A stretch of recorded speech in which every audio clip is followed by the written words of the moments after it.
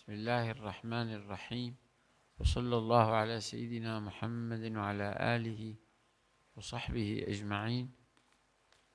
نتابع أحبابنا وإخواننا في الله في هذه التراجم المباركة التي ينتقي المؤلف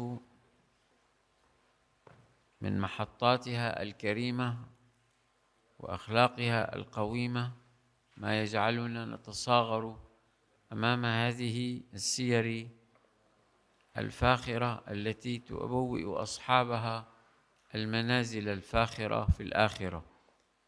سيدي مطرف بن عبد الله بن الشخير رحمه الله ورضي عنه يقول: روى الحافظ أبو نعيم رحمه الله بإسناده عن مطرف أنه قال لابن أبي مسلم: ما مدحني أحد قط إلا تصاغرت إلي نفسي.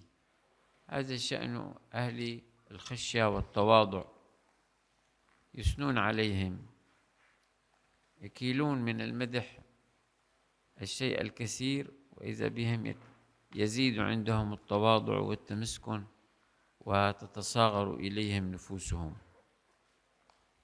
أما أهل الدنيا فإنهم إذا كان المدح فإنهم ربما ركنوا لذلك المدح وتقاعسوا عن كثير من الأعمال.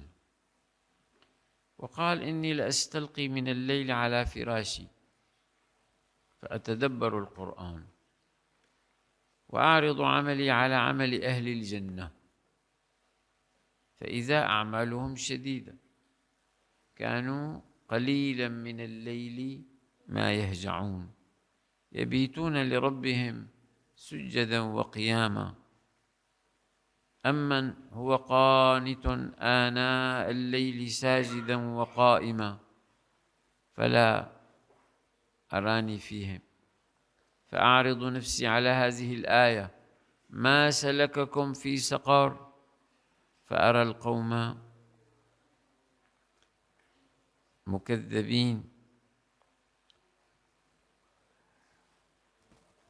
وأمر بهذه الآية: وآخرون اعترفوا بذنوبهم خلطوا عملا صالحا وآخر سيئا عسى الله أن يتوب عليهم إن الله غفور رحيم. أرجو أن أكون أنا وأنتم يا إخوتاه منهم.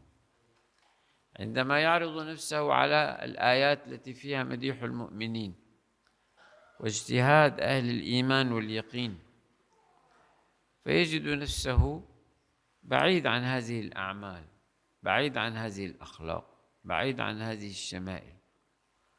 وعندما يعرض نفسه على آيات النار وصفات أهل الجحيم فيرى نفسه يشابه في أعماله أعمال أهل الغفلة، نسأل الله العافية. لكن عندما يعرض نفسه على هذه الآية يقول: أرجو أن أكون منهم، التي ذكرت الخلط بين الأعمال الصالحة والأعمال السيئة. يقول: أنا يعني من هؤلاء المخلطين، أنا أخلط عملا صالحا وآخر سيئا.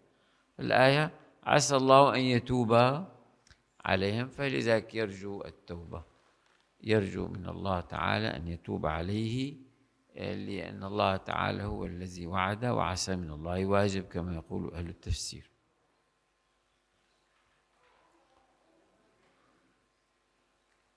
ما سلككم في سقر؟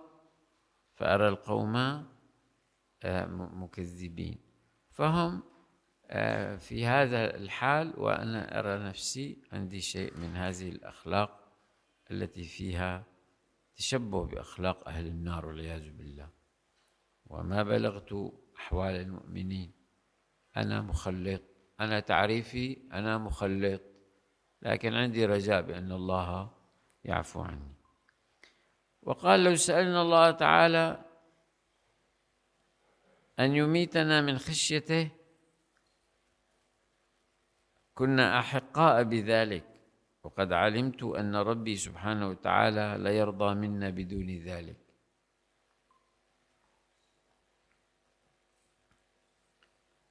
ما طلب منا أن نموت من خشيته، طلب منا أن نخشاه، ولو طلب منا ذلك فنحن علينا أن نسعى لذلك. وقال: لو أتاني آت من ربي عز وجل فقال لي أنت مخير في الجنة أو في النار أو بين أن تصير ترابا، لاخترت أن أصير ترابا. لا إله إلا الله، لكثرة خوفه من أن يفتضح في الآخرة. اللهم استرنا بسترك الجميل. وقال: صلاح القلب صلاح العمل، وصلاح العمل بصلاح النية.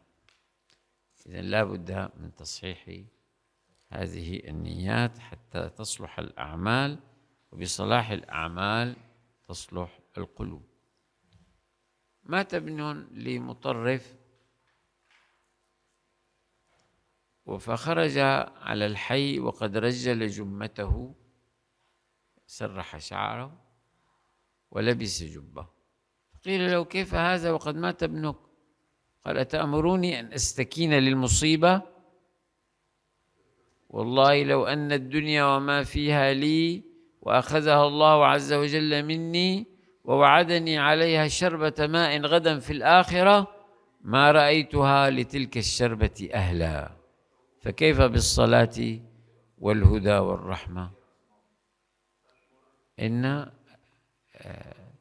عندما نتأمل في هذه الكلمات نجد أنه في غاية الزهادة وفي غاية الرضا عن الله سبحانه وتعالى. وكان يقول: إن من أحب عباد الله إلى الله تعالى الصابر الشكور، الذي إذا ابتلي صبر وإذا أعطي شكر. فالدين نصفان: نصف شكر ونصف صبر. ولبس مطرف الصوف وجلس مع المساكين فسئل عن ذلك فقال: إن أبي كان جبارا فأحب أن أتواضع لربي عز وجل لعله أن يخفف عني وعن أبي تجبره. إني بحالي عسى أني أخفف عن حالي من الآثام التي تراكمت علي. وقال: لئن أعافى فأشكر أحب إلي من أن أبتلى فأصبر. وقال: لئن أبيت نائما وأصبح نادما أحب إلي من أن أبيت قائما وأصبح معجبا. لأن العجب يضيع الأعمال، العجب يضيع الأعمال، بل تكون عليه الأوزار، لأن العجب من الكبائر. فأن تنام ولا تزهى بنفسك ولا تعجب خير من أن تقوم وتصوم وتفاخر بحالك. وقال: لئن يسألني ربي عز وجل يوم القيامة فيقول: يا مطرف ألا فعلت أحب إلي من أن يقول لما فعلت. لأن إذا سئلنا عن هذه المقاصد فإنها مخلطة وفيها من هذه التوجهات لإرضاء البريات. وقال: لو حلفت لرجوت أن أبر، إنه ليس من أحد من الناس إلا وهو مقصر فيما بينه وبين ربه عز وجل. نعم، لو حلف ما يكون حانسا، لأن كل أحد عنده تقصير في جنب الله تعالى. نسأل الله أن يعيننا على ذكره وشكره وحسن عبادته. وكان إخوان مطرف عنده فخاضوا في ذكر الجنة، فقال مطرف: لا أدري ما تقولون، قد حال ذكر النار بيني وبين الجنة. هذا يتكلم عن السرور، وهذا يتكلم عن أنهار اللبن والعسل وكذا، وهذا يتكلم عن الحور العين، وهذا يتكلم عن القصور. أنا والله أنتوا يعني بوادي، وأنا لما عم بتذكر النار أخاف كأني لست معكم. هذا حال أهل الخشية. وكان يقول: كأن القلوب ليست منا، كأن الحديث يعنى به غيرنا. لا إله إلا الله. ما في القرآن وما في كلام النبي عليه الصلاة والسلام، وكأنه ليس لنا، لأن لا نتأثر ولا ندكر ولا نستبصر ولا نعمل على حال يرضي. وكأن الموت كتب على غيرنا، كتب علينا أيضا، علينا بتحسين الأعمال. قال: ما أوتي العبد بعد الإيمان أفضل من العقل، يعني به الإدراك والتمييز ما يحبه الرب سبحانه وتعالى. فمن أوتي ذلك بعد التوحيد فقد تمت عليه النعمة. وقال: عقول الناس على قدر زمانهم.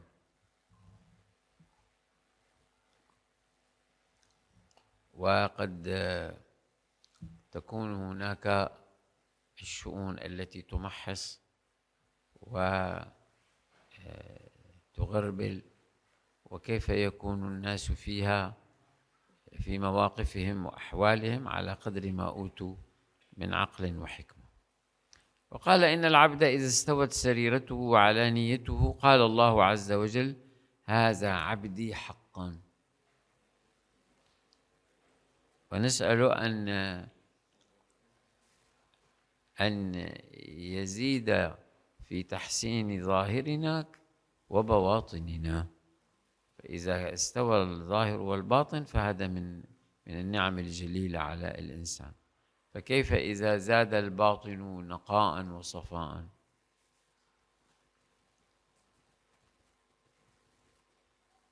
لذلك كان من الأدعية: اللهم اجعل سريرتنا خيرا من علانيتنا واجعل علانيتنا صالحة.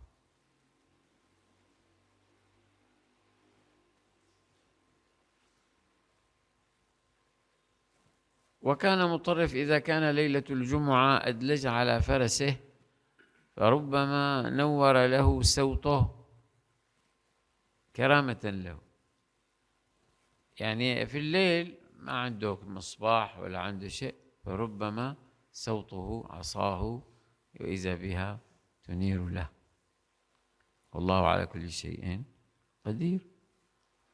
فأدلج ليلة فنور له سوطه، حتى إذا كان عند القبور هوم على فرسه، يعني هز نعاسه على الفرس.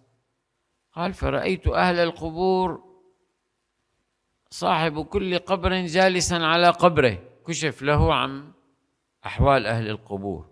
تخيلوا هذا، هو في بين النائم واليقظان يشوف هذا المصير. فلما رأوني رؤيا قالوا: هذا مطرف يأتي الجمعة. قال: قلت: أتعلمون عندكم الجمعة؟ لأنهم في البرزخ. كيف هذا؟ قالوا: نعم نعلم ما يقول الطير فيه. قال: قلت: وما يقول؟ قال: يقول: سلام سلام من يوم صالح. يوم الجمعة هو سيد أيام الأسبوع، وفيه تقوم الساعة، ويشفق حتى العجماوات والوحوش في أول النهار من أن يقع فيه يوم القيامة، من أن تقع الساعة في هذا اليوم. ولها حس ولها إدراك. وكان إذا دخل بيته سبحت معه آنية بيته. الله أكبر، كرامة. ربما سمع تسبيح الصحون وآلات طبخه، وهذا كرامة له. وكان بين مطرف وبين رجل من قومه شيء، فطالبه فأنكره. ويقع هذا في كل زمان وفي كل مكان. يفاجأ الدائن بإنكار المدين للدين. فقال له مطرف: اسمعوا، إن كنت كاذبا فأماتك الله. هيك طلعت ظلم. أو قال له تعجل الله بك، قال فخر ميتا في مكانه. الله أكبر. حلت عليه الدعوة، لأن الدعوة من مظلوم ليس بينه وبين الله حجاب. قال فاستعدى أهله زيادا، يعني الأمير وهو على البصرة، قال له تعال شوف شو صار، دعا على أبونا وكذا كذا كذا. فقال لهم زياد الأمير هل ضربه؟ هل مسه؟ قالوا لا. فقال زياد هل هي إلا دعوة رجل صالح وافقت قدرا. وافقت القدر، وفي هذه اللحظة كان كتب الله أن تنتهي حياته، فانتهت حياته. ما لكم مطلقا أي حق أن نقيم عليه الحد أو يقتل قصاصا، لأنه لا ضربه ولا مسه. لا إله إلا الله. فينبغي أن نخاف من دعوة المظلوم. دعوة المظلوم ليس بينها وبين الله حجاب. وعن ثابت البناني ورجل آخر أنهما دخلا على مطرف وهو مغمى عليه، قال فسطعت منه أنوار ثلاثة ملأته، نورا من رأسه ونورا من وسطه ونورا من رجليه وقدميه. قال فهالنا ذلك، فلما أفاق قلنا كيف أنت يا أبا عبد الله؟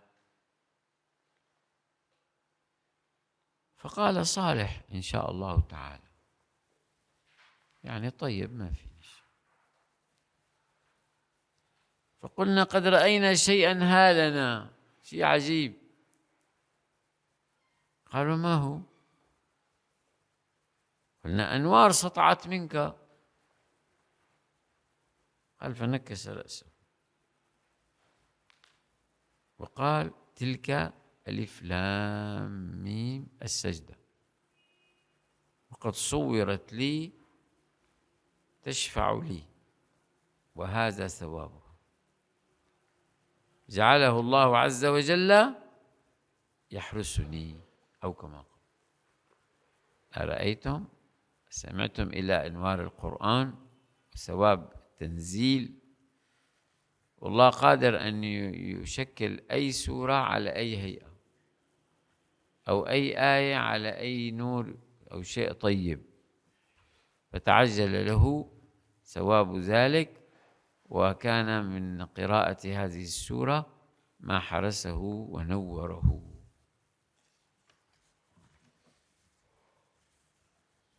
وكان شخص يقال له مورق، سجنه الحجاج،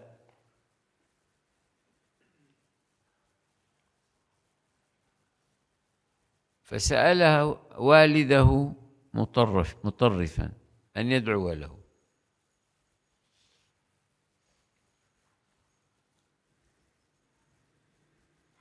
فدعا له وأمن الحاضرون على دعائه. فلما كان العشي خرج الحجاج ودخل الناس، ودخل أبو مورق في من دخل. فقال الحجاج لحرسه اذهب إلى السجن فادفع ابن هذا الشيخ إليه من غير أن يكلمه فيه أحد من الناس. بمجرد ما كانت دعوة وأمن الحاضرون استجاب الله الدعاء كرامة له. بمجرد ما دخل الناس الحجاج مباشرة بدون ما يكون أي كلام من أحد ولا يتدخل أحد ويشفع له. هكذا دعاء الصالحين. وكان من دعاء مطرف اللهم إني أعوذ بك من شر السلطان ومن شر ما تجري به أقلامهم. لأنه ممكن أن يكتب هكذا فلان مباشرة، فلان سجن مؤبد، فلان إعدام، فلان فلان. وأعوذ بك أن أقول بحق أطلب به غير طاعتك ورضا وجهك الكريم، أو قال ابتغاء مرضاتك. وأعوذ بك أن أتزين للناس بشيء يشينني عندك، يعني يعيبني ويزري علي. أنا ما أتزين إلا بحق، بطاعة، لا رياء ولا سمعة. وأعوذ بك أن أستعين بشيء من معاصيك على ضر نزل بي. وأعوذ بك أن تجعلني عبرة لأحد من خلقك. وأعوذ بك أن تجعل أحدا أسعد بما علمته مني. هذا من باب السعي إلى أرفع المراتب.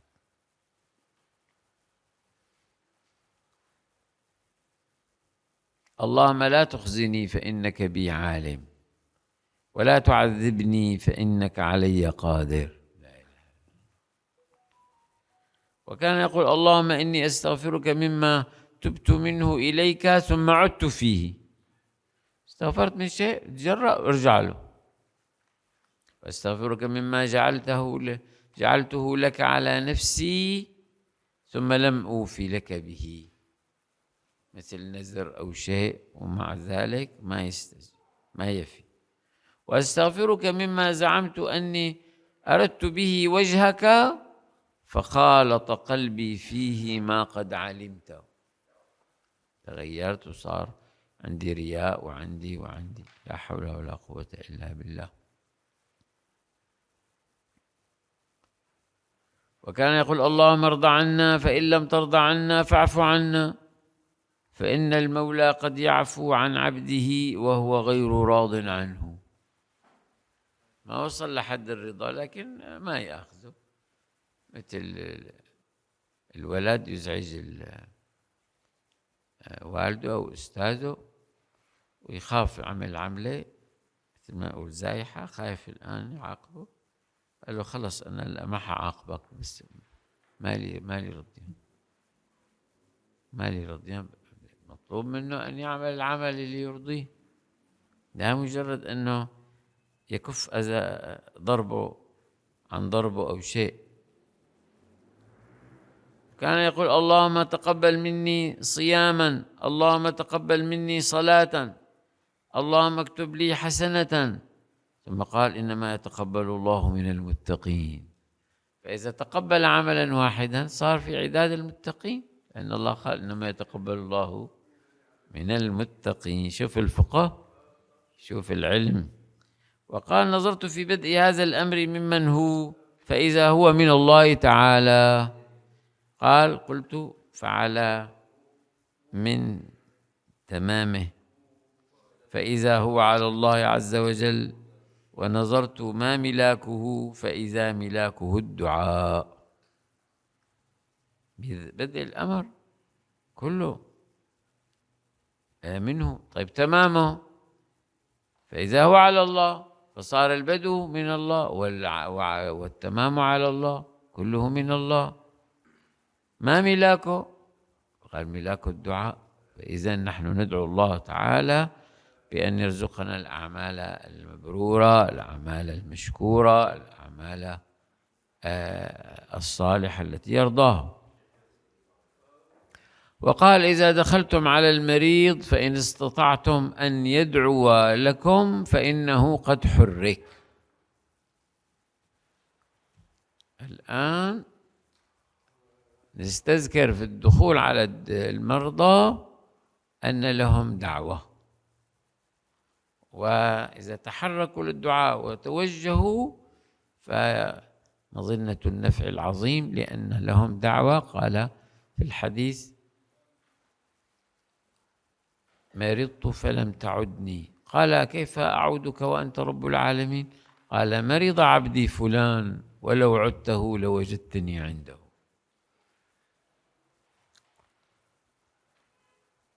وقال أقبح ما طلب به الدنيا عمل الآخرة.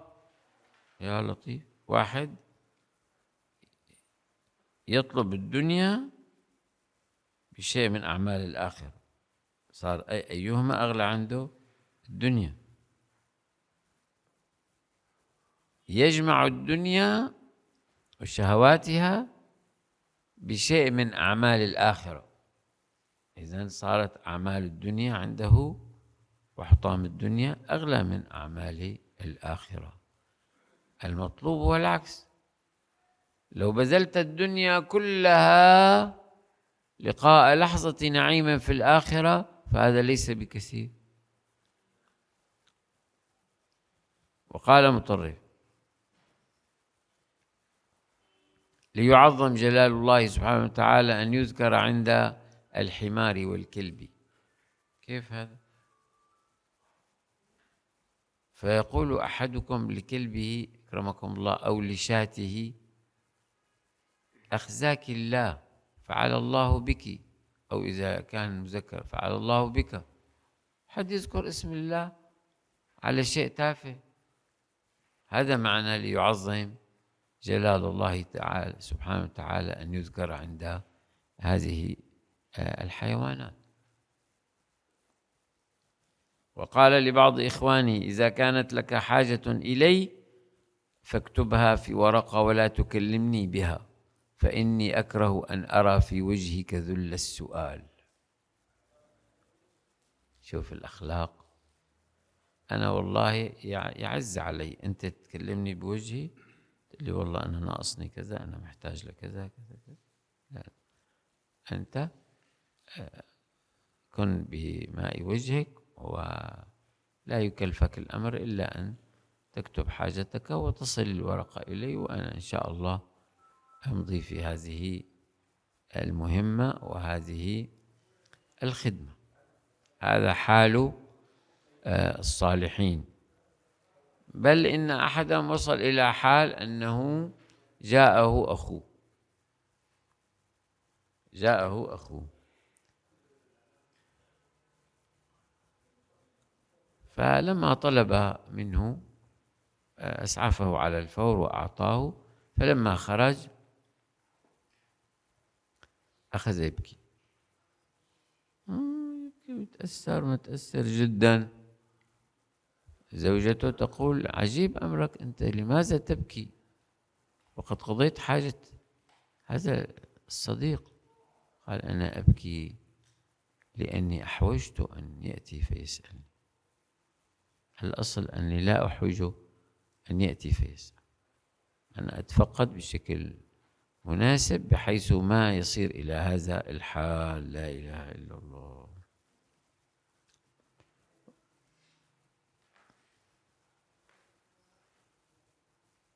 وقال: وجدت الغفلة التي ألقاها الله عز وجل في قلوب الصديقين رحمة رحمهم بها، فإنه لو ألقى في قلوبهم الخوف على قدر معرفتهم به لما هنأهم العيش أو لماتوا.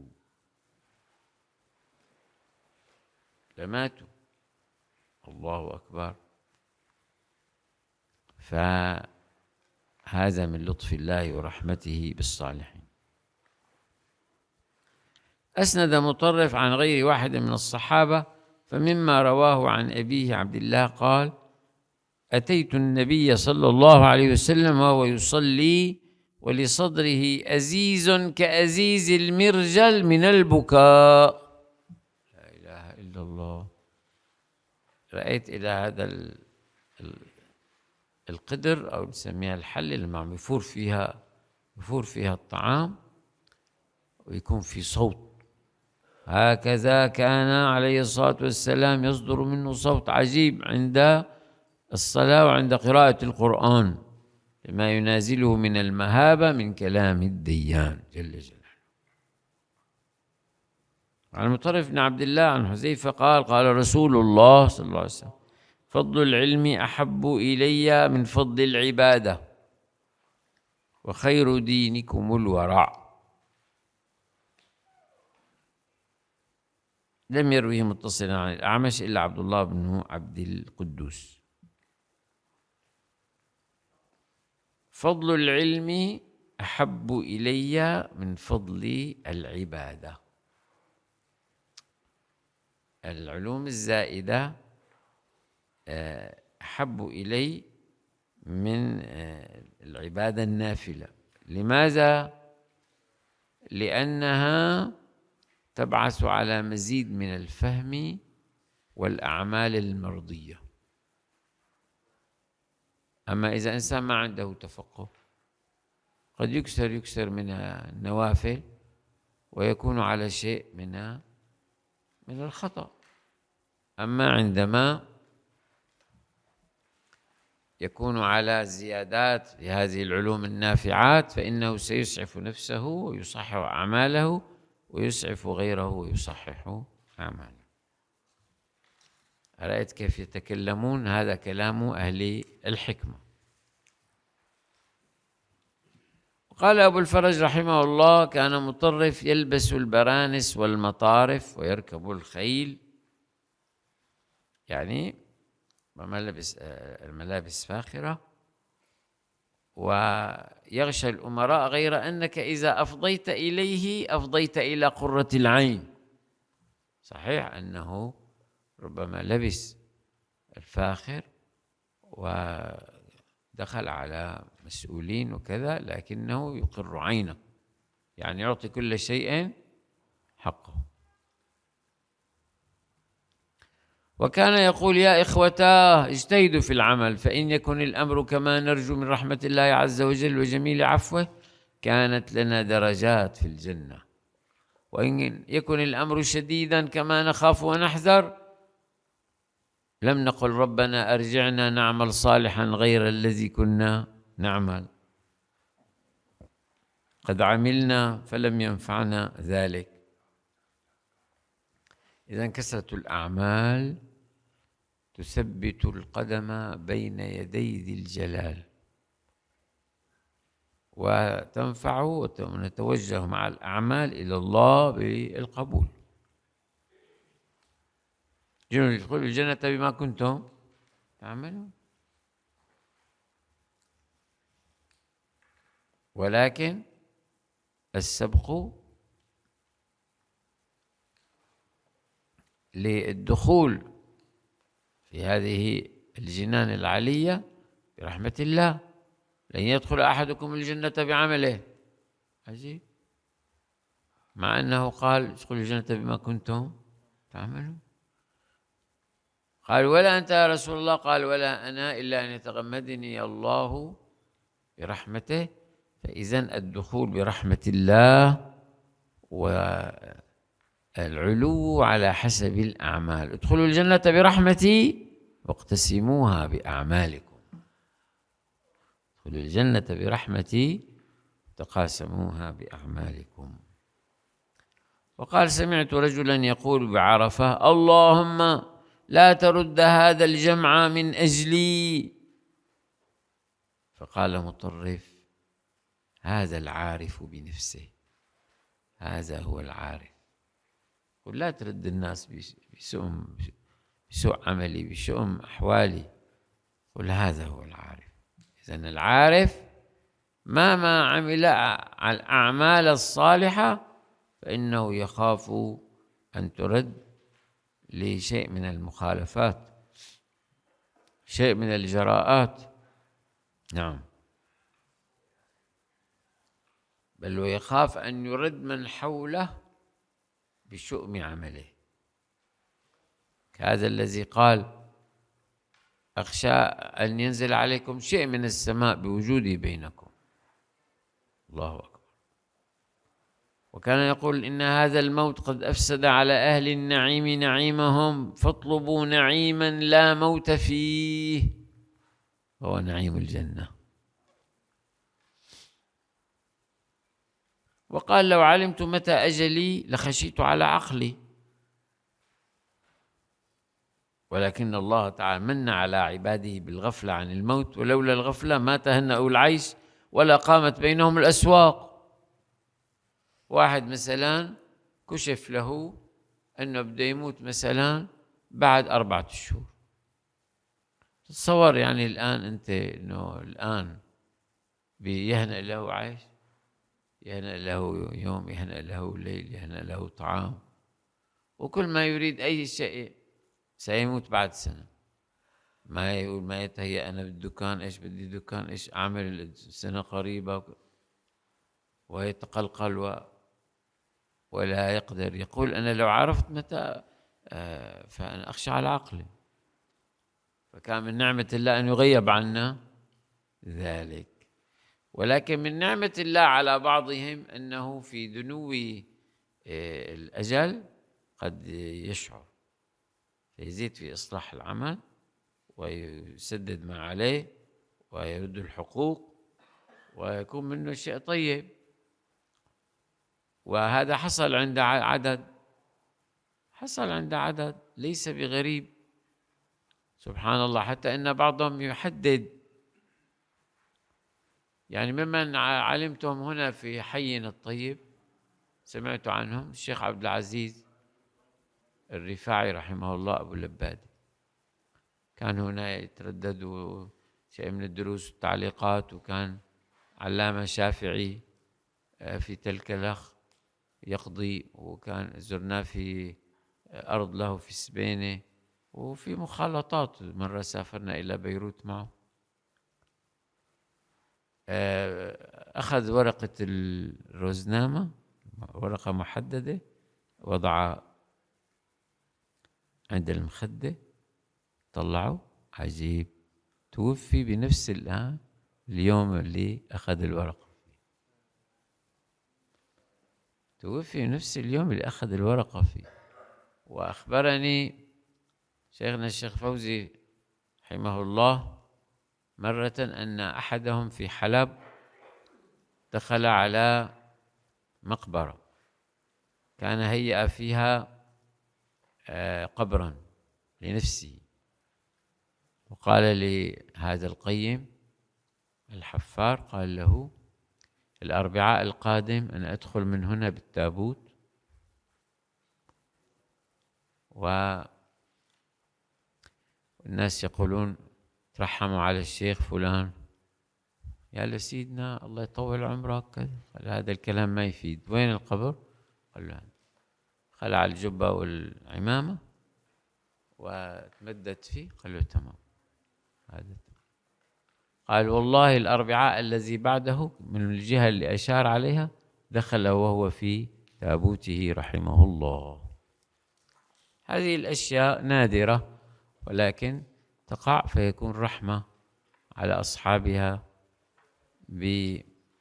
بعنايتهم بالأوقات القريبة من وفاتهم، مع الزيادات وتوجهات وإقبالات على الله سبحانه وتعالى. توفي رحمه الله بعد الطاعون الجارف، لما تولى الحجاج العراق كانوا يحددوا بطواعين أو بحوادث مشهورة، يقولوا مثلا في يوم كذا، كما يقول في عام الفيل، في عام الطاعون الفلاني، وهكذا. وكان سنة 87 في خلافة الوليد بن عبد الملك رحمه الله. سيدي مطرف له أخ اسمه أبو العلاء يزيد، هذا أخوه مطرف الذي كنا معه. يقول الحافظ رحمه الله عن عمر بن السكن قال كنت عند سفيان بن عيينة فقام إليه رجل فقال يا أبا محمد أخبرني عن قول مطرف لأن أعافى فأشكر أحب إلي من أن أبتلى فأصبر، أهو أحب إليك أم قول أخيه أبي العلاء؟ أبو العلاء له كلام غير أخي. اللهم رضيت لنفسي ما رضيت لي. الله أكبر. أخوه إيش قال؟ أخوه قال لأن أعافى فأشكر أحب إلي من أن أبتلى فأصبر. قال له شو رأيك، هذا أحسن ولا كلام أخوه؟ أخوه قال اللهم دعا رضيت لنفسي ما رضيت لي. لا إله إلا الله. رضا أنا بدي اللي أنت بدك إياه. فسكت. قال فسكت سكتة، ثم قال قول مطرف أحب إلي. قول مطرف أحب إلي. فقال الرجل كيف وقد رضي هذا لنفسه ما رضيه الله عز وجل له؟ إيش وجه أنك تحب هذا الكلام أكثر؟ هذا كلام الظاهر أعلى. فقال سفيان، هذا سفيان بن عيينة أبو محمد، إني قرأت القرآن فوجدت صفة سليمان عليه الصلاة والسلام مع العافية التي كان فيها نعم العبد إنه أواب، ووجدت صفة أيوب عليه الصلاة والسلام مع البلاء، ذاك مع النعمة وهذا مع البلاء. الآن مع البلاء الذي كان فيه بلاء سنوات، مرض صعب. ماذا قال عنه؟ نعم العبد إنه أواب. فاستوت الصفتان، هذا أكرم فشكر، وهذا ابتلي فصبر. وهذا نعم العبد إنه أواب، وهذا قال نعم العبد إنه أواب. وهذا معافى وهذا مبتلى. فوجدت الشكر قد قام مقام الصبر، فلما اعتدلا كانت العافية مع الشكر أحب إلي من البلاء مع الصبر. هذا وجه تقديم كلام مطرف. لا إله إلا، ولكل وجهة هو موليها فاستبقوا الخيرات. لا إله إلا الله. واحد يقول له أنو أفضل، الغني الشاكر ولا الفقير الصابر؟ قال له والله إذا شفناهم نحكي، إذا شفناهم نحكي. أين هذا الشاكر الصابر الراضي، وأين هذا المبتلى الصابر؟ وعن ثابت البناني قال كان الحسن في مجلس فقيل لأبي العلاء يزيد تكلم، فقال أو هناك أنا؟ ثم ذكر الكلام ومؤونته وتبعته. قال ثابت فأعجبني. يعني ينبغي أن يتكلم بكلام يكون بنية ويكون متعينا عليه.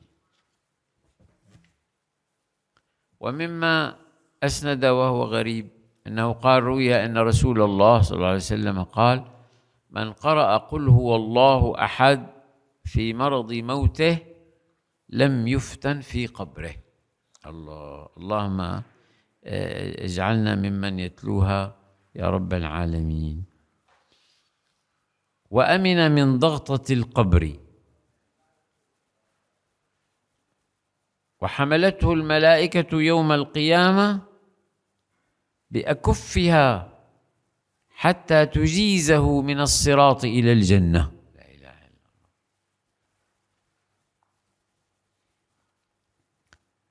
وعن يزيد عن أبيه عبد الله قال قال رسول الله صلى الله عليه وسلم إن الله عز وجل ليبتلي العبد بالرزق لينظر كيف يعمل، فإن رضي بورك له وإن لم يرضى لم يبارك له. اللهم اجعلنا من أهل الرضا عنك يا رب العالمين. وهذا غريب أيضا الإسناد. وقال أبو الفرج رحمه الله كان يزيد يقرأ في المصحف حتى يغشى عليه. يقرأ حتى لكثرة ما يتعلق بالقرآن وما ينازله من المعاني حتى يغشى عليه فيحمل منه المصحف. ولا إله إلا الله. وحدث يزيد عن أبيه وغيره وتوفي بالبصرة سنة 11 و100. الله سبحانه وتعالى أعلم. وهذه البصرة في العراق كانت تسمى قبة الإسلام، لأنها بنيت في الإسلام في عهد المسلمين، ما بنيت قبل الإسلام، لذلك تسمى قبة الإسلام. وكانت مليئة بالصالحين. دخل إليها الإمام البخاري رحمه الله فوجد فيها، مع العلم، فوجد فيها 5000 فقيه و500 محدث.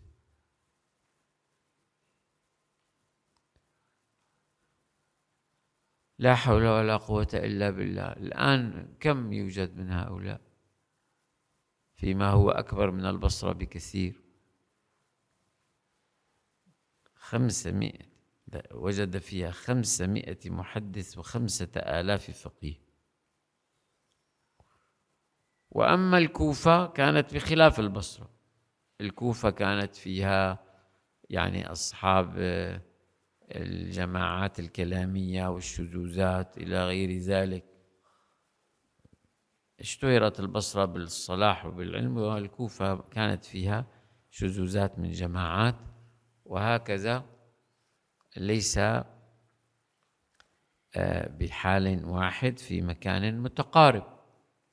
وأما واسط، ما هي واسط؟ قال سميت واسط في العراق لأنها في وسط الطريق بين الكوفة والبصرة. صفوان بن محرز المازني رضي الله عنه، قال الحافظ رحمه الله عن الحسن عن صفوان بن محرز قال: إذا رجعت إلى أهلي وقدموا إلي رغيفا طرد عني الجوع وكوز ماء، فعل الدنيا وأهلها العفاء.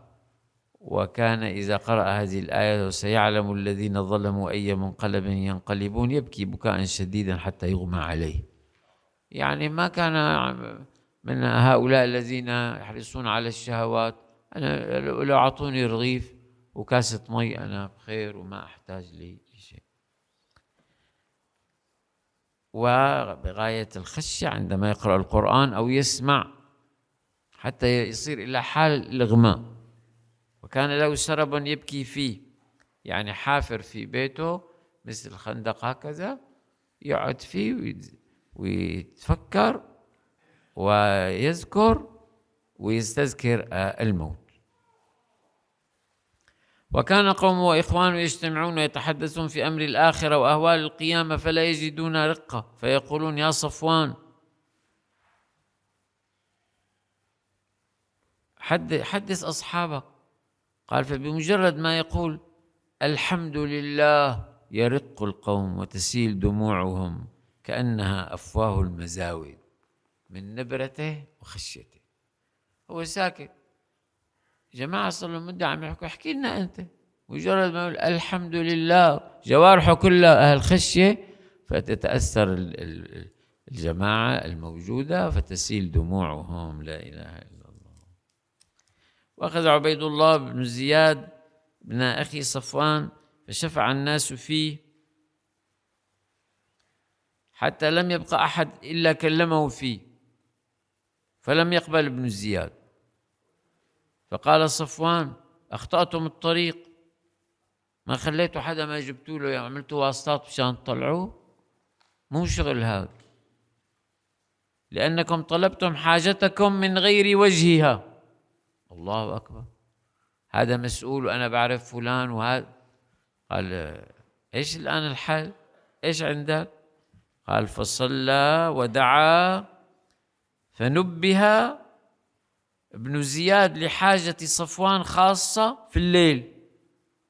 تحرك هو في مكانه، حركه بدعاء وصلاته. فقال: علي بابن أخي صفوان، جيبوا فلان. فجاء الحرس والشرط والنيران، هو بالليل. فتحت أبواب السجون وجاء بابن أخي صفوان إلى ابن زياد فقال له: أنت ابن أخي صفوان؟ قال: نعم. قال ابن زياد: أطلقوا، أنت فلان، طلعوا أطلق، فإني قد منعت النوم منذ الليلة. لا إله إلا الله. فأطلق، فجاء إلى صفوان وأخبره الخبر، وأنه خلى عنه بلا كفيل ولا شيء. لا إله إلا الله. هكذا يعمل الدعاء، وهكذا تعمل التوجهات إلى الله سبحانه وتعالى. وعنه قال: كان لداود عليه الصلاة والسلام يوم يتأوه فيه، يقول: أوه من عذاب الله، أوه من عذاب الله، أوه من عذاب الله. فذكر صفوان هذا يوما في مجلسه، فبكى حتى أغمي عليه وقام من مجلسه. كان له خص بيت صغير تافه من قصب في جذع، كسر الجذع، فقيل له: ألا تصلحه؟ فقال: دعوه، إنما أنا أموت غدا، شو بدي أصلح فيه؟ أنا قريب أرحل إلى الله. أسند عن عدة من الصحابة رضوان الله عليهم. قال أبو الفرج رحمه الله: قال الحسن: لقيت يوما أقواما كانوا فيما أحل الله لهم أزهد منكم فيما حرم الله عليكم. نقف عند هذا الأثر والقصة، وإن شاء الله نتابعه في مجلس قادم. نسأل الله تعالى أن يبارك لنا بقية رجب وشعبان، بلغنا رمضان، آمين. والحمد لله رب العالمين. الفاتحة.